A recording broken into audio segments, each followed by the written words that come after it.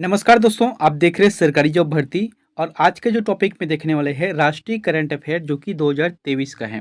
अभी जो है महिला प्रेक्षक भर्ती चल रहा है, जिसके लिए यह महत्वपूर्ण टॉपिक है राष्ट्रीय करंट अफेयर। और छत्तीसगढ़ का जो करंट अफेयर है मैं आप लोगों को बता ही रहा हूँ। तो इसमें हम लोग देखने वाले हैं मोस्ट इंपॉर्टेंट क्वेश्चन जो कि लगभग 50 क्वेश्चन है, ठीक है।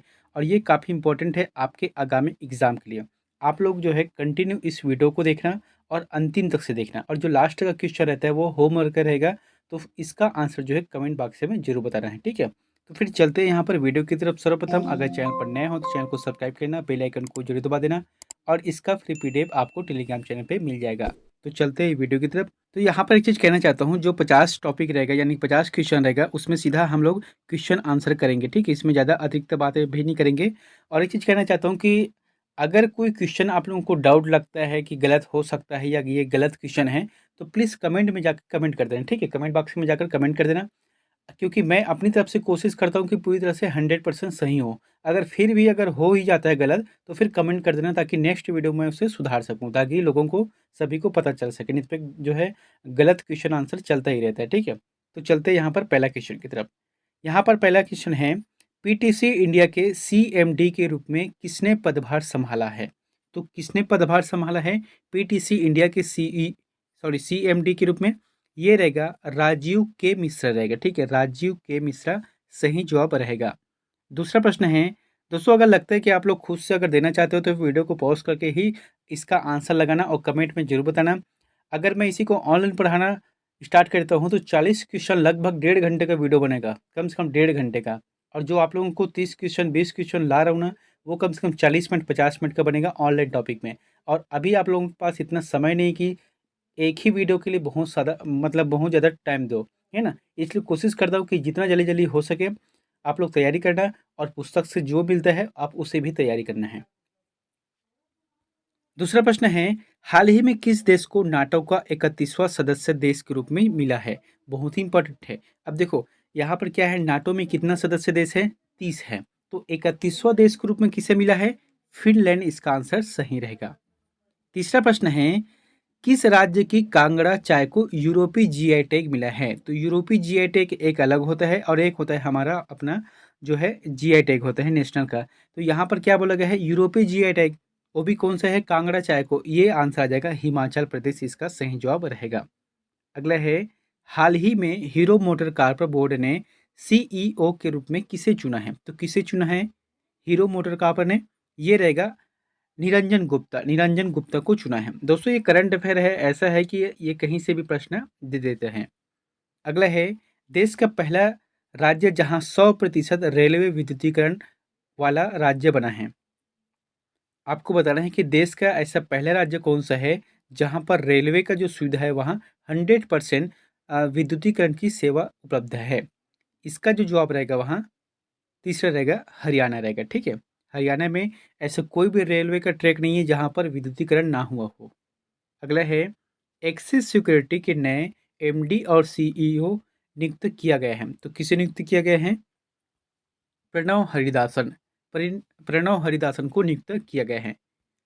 अगला है, किस देश की स्पेस एजेंसी जून 2023 में मंगल ग्रह पर जाने के लिए 4 मनुष्यों को भेजेगा? यानी कि देखो ये जो है भेज दिया है।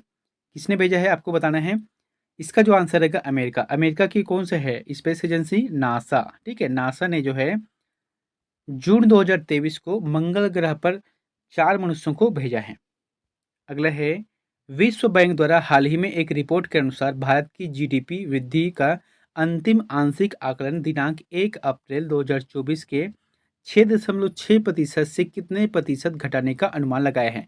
अब देखो ये क्या होता है, जो भी जीडीपी रहता है ना, वो आने वाला जो समय रहता है उनके एक अनुमान लगाता है। तो भारत ने जो है 1 अप्रैल 2024 की स्थिति में भारत का जो जीडीपी दर है 6.6% रहने का अनुमान लगाया था। लेकिन विश्व बैंक ने इसे थोड़ा सा घटा दिया है। इसका जो आंसर क्या रहेगा? 6.3 रहेगा। अब देखो यहाँ पर क्या है, 0.3% कम हुआ है। तो ये थोड़ा सा नहीं है, ये 0.3 में इतना बड़ा मतलब गैप रहता है, बहुत बड़ा अंतर रहता है। अगला है, ऑस्ट्रेलियाई ग्रैंड प्रिक्स 2023 का खिताब किसने जीता? तो किसने जीता है? ये रहेगा मैक्स वर्स्टपेन। मैक्स वर्सपेन इसका आंसर रहेगा। अगला है, महिला एवं बाल विकास मंत्रालय की दूसरी G20 एम्पायर बैठक किस शहर में हुई है? तो दूसरी G20 एम्पायर बैठक है वहाँ कौन से शहर में हुई है आपको बताना है। सही जवाब आ जाएगा त्रिवंतपुरम रहेगा। ठीक है, त्रिवंतपुरम इसका आंसर सही रहेगा। अगला है, भारतीय नौसेना का नया उप प्रमुख किसे नियुक्त किया गया है? दोस्तों जितना भी क्वेश्चन आंसर बता रहा हूँ ना, ये आपके आगामी एग्जाम के लिए है, और आगामी एग्जाम जो भी रहता है आप उसको उसी आधार पे तैयारी करना चाहिए। कि ऐसा नहीं होना चाहिए कि सिर्फ जैसे कि अभी महिला परीक्षक है तो महिला परीक्षक के ही एग्जाम की तैयारी करें, उसके बाद हम भूल जाएंगे, ऐसा मत करना कभी भी, है ना। क्योंकि अगर हो सके डाल लगे तो फिर नेक्स्ट एग्जाम के लिए तैयारी करना पड़ेगा ना आपको। तो इसलिए जो है अभी से तैयारी करना चाहिए। अगर जो जगह अगर समझ नहीं आता है तो आपको इस चीज़ का नोट डाउन भी करना चाहिए। यहाँ पर क्या बोला गया है कि भारतीय नौसेना का नया उप प्रमुख, तो इसका जो आंसर रहेगा SJ सिंह है। SJ सिंह को नियुक्त किया गया है। अगला है, भारत किस वर्ष तक दुनिया का दूसरा सबसे बड़ा सौर निर्माता बन जाएगा? तो भारत जो है कौन से वर्ष तक से दुनिया का दूसरा सबसे बड़ा सौर निर्माता बन जाएगा? ये रहेगा 2026 तक बन जाएगा। अब यहाँ पर प्रश्न उठता है कि अभी वर्तमान में दुनिया का सबसे बड़ा सौर ऊर्जा निर्माता कौन सा है? ये रहेगा चीन रहेगा। ठीक है, चीन सबसे ज़्यादा है।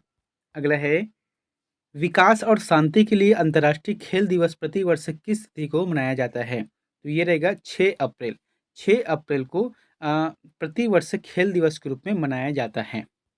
अगला प्रश्न है, किस भारतीय वेट लिफ्टर को 2 बार डोपिंग के लिए नेशनल एंटी डोपिंग एजेंसी द्वारा 4 साल के लिए बैन कर दिया गया है? ये जो है डोपिंग टेस्ट इसलिए होता है क्योंकि अगर शरीर में कुछ अलग से एनर्जी लिया रहता है या कुछ नशीला पदार्थ लिया रहता है तो उसी के जांच के लिए करता है। अब ये जांच में पाया गया है इसलिए इसे 4 वर्षों के लिए बैन कर दिया गया है। इसका जो आंसर रहेगा संजीता चानू रहेगा। संजीता चानू सही आंसर रहेगा। अगला है, हाल ही में भारत को कितनी अवधि के लिए संयुक्त राष्ट्र सांख्यिकी आयोग के लिए चुना गया? तो कितनी अवधि के लिए चुना गया है? 4 साल। 4 साल के लिए संयुक्त राष्ट्र सांख्यिकी आयोग के लिए चुना गया है। अगला है, इंडिया जस्टिस रिपोर्ट 2022 में न्याय तक पहुंच प्रदान करने में किस राज्य प्रथम स्थान पर है? ये रहेगा कर्नाटक रहेगा। कर्नाटक इसका आंसर सही रहेगा। अगला है, असम के काजीरंगा राष्ट्रीय उद्यान में 2 दिवसीय गज उत्सव, गज मतलब क्या होता है? हाथी होता है। ठीक है, तो गज उत्सव 2023 का उद्घाटन किसने किया है? तो किसने किया है? द्रौपदी मुर्मू। और ये कौन है? हमारे देश का राष्ट्रपति है। अगला है, अंधापन निवारण सप्ताह अप्रैल 2023 में कब से कब मनाया गया? तो अंधापन निवारण सप्ताह जो कि अप्रैल 2023 में कब मनाया गया है? ये रहेगा 1 अप्रैल से 7 अप्रैल के बीच में मनाया गया है। अगला है, 7 अप्रैल 2023 को जारी टाइम मैगजीन के पोल में शीर्ष स्थान पर किस भारतीय को शामिल किया गया? तो कौन से भारतीय को शामिल किया गया है? इसका जो जवाब आ जाएगा वहाँ शाहरुख खान को शामिल किया गया है। अगला है, national rifle association of India के अध्यक्ष के रूप में किसने पदभार ग्रहण किया? तो किसने किया है पदभार ग्रहण? ये रहेगा कलिकेश नारायण सिंह रहेगा। ठीक है, कलिकेश नारायण सिंह इसका आंसर सही रहेगा। अगला है, वर्ष 2023 की सूची में किस भारतीय को सबसे अमीर खेल मालिक नामित किया गया है? इसका जो जवाब क्या जाएगा? मुकेश अंबानी है ना। मुकेश अंबानी जो कि खेल भारतीय खेलों के रूप में सबसे ज़्यादा जो कमाने वाला मालिक यही है। जैसे कि IPL चलता है, 5 बार इन्होंने ट्रॉफी जीता है। महिला का चला है उसमें भी इन्होंने जीते हैं ये। ठीक है, और साथ ही जो दक्षिण अफ्रीका में T20 चलते हैं वहाँ के लिए भी इन्होंने अपना टीम खरीदा है। तो कुल मिलाकर हम कह सकते हैं मुकेश अंबानी जो कि फोर्ब्स की जो रिपोर्ट आया था उसके आधार पर भारतीय खेल में सबसे अमीर खेल मालिक हैं। अगले है, अर्बन 20 सिटी शेरपाओं की बैठक देश के किस शहर में संपन्न हुआ? तो ये रहेगा अहमदाबाद, और ये कहाँ है? गुजरात में है। अगला है, निर्वाचन आयोग ने किस राजनीतिक दल को राष्ट्रीय दल के रूप में मान्यता प्रदान किया है? ये काफ़ी इंपॉर्टेंट है, आप इसे स्टार मार्क जरूर लगा देना। क्या बोला गया? देखो, राष्ट्रीय दल के रूप में किसे नाम मान्यता दिया गया है? ये रहेगा आम आदमी पार्टी। ठीक है, आम आदमी पार्टी यानी कि आपकी जो पार्टी है इसे राष्ट्रीय दल के रूप में, राष्ट्रीय राजनीतिक दल के रूप में मान्यता दे दिया है। क्योंकि इन्होंने जो चाहिए था जैसे कि कोई भी राज्य में रहता है, ठीक है, उसमें एक दो राज्य है जिसमें सरकार चाहिए रहता है या कुछ परसेंट चाहिए रहता है, वो सभी इन्होंने क्लियर कर लिया है। इसलिए इसको जो है राष्ट्रीय राजनीतिक दल के रूप में मान्यता दिया गया है। लेकिन इनके अलावा 3 कौन-कौन से हैं? तृणमूल कांग्रेस पार्टी है, राष्ट्रवादी कांग्रेस पार्टी है और भारतीय कम्युनिस्ट पार्टी है। ये जो तीनों पार्टी है, ये पहले क्या था? राष्ट्रीय राजनीतिक पार्टी थे, लेकिन अब इन्होंने जो है अपनी जो योग्यता है उसे खो दिया है, इसलिए अब इसे जो क्षेत्रीय राजनीतिक पार्टी के रूप में जाना जाएगा। अगला है, विश्व का पहला जटायु एशियाई किंग गिद्ध संरक्षण एवं प्रजनन केंद्र उत्तर प्रदेश के किस शहर में स्थापित किया गया? तो उत्तर प्रदेश के किस शहर में स्थापित किया गया? महाराजगंज रहेगा। अगला है, किस राज्य के सुहेला अभयारण्य में बाघों का पहला फोटोग्राफिक प्रमाणन दर्ज किया गया है? इसका जो आंसर रहेगा उत्तर प्रदेश, उत्तर प्रदेश में किया गया है।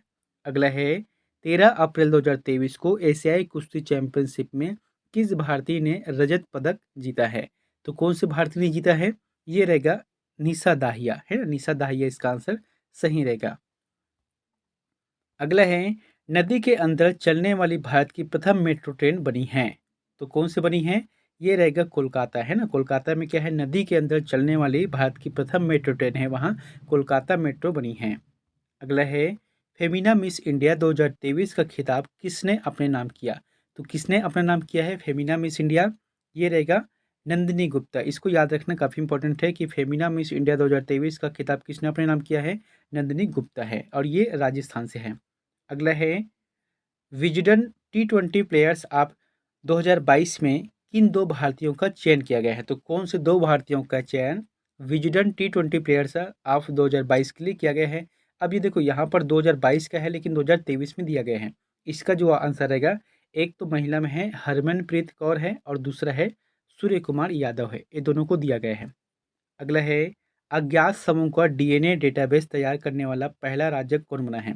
बहुत ही इंपॉर्टेंट है दोस्तों। जब भी अगर आपको ऐसा प्रश्न आता है जो कि पहला राज्य या पहला देश या पहले बार, तो इस तरीके से जो प्रश्न आते हैं ना, वो काफ़ी इंपॉर्टेंट रहता है, आपको याद करना है। तो यहाँ पर क्या है?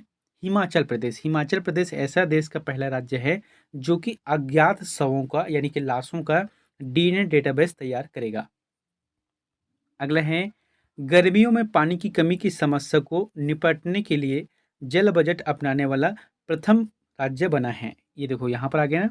तो आपको ये बताना है कि क्या होता है कि गर्मियों के दिनों में पानी की समस्या बहुत रहती है, तो इनके लिए जो है सरकार ने जल बजट यानी कि अतिरिक्त रूप से अपने बजट में जल बजट के लिए प्रावधान किया गया है। ये रहेगा केरल राज्य है। अगला है, वीरता पुरस्कार पाने वाली वायुसेना की पहली महिला अधिकारी कौन बनी है? ये रहेगा दीपिका मिश्रा। दीपिका मिश्रा जो कि वीरता पुरस्कार पाने वाली वायुसेना की पहली महिला अधिकारी बनी है। अगला है, भारत डायनेमिक्स लिमिटेड के नए सीएमडी कौन बने हैं? तो भारत डायनेमिक्स लिमिटेड के नए सीएमडी कौन बने हैं? ये रहेगा ए माधवराव। ए माधवराव इसका आंसर सही रहेगा। अगला है, विश्व के सबसे अमीर शहरों की लिस्ट में 2023 में सबसे अमीर शहर कौन सा बना है? बहुत ही इंपॉर्टेंट है।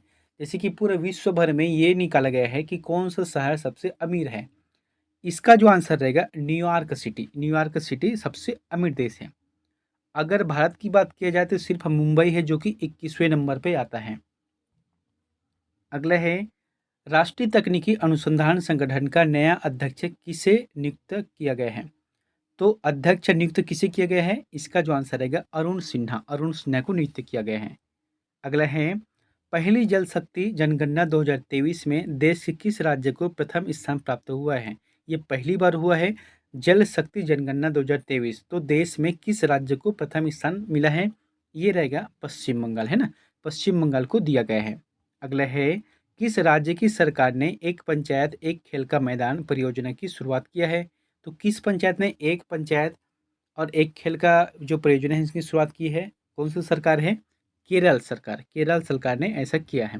अगला है, स्टार स्पोर्ट्स ने किस भारतीय खिलाड़ी को अपनी बिलीव एम्बेसडर के रूप में साइन किया है? तो किसे साइन किया है?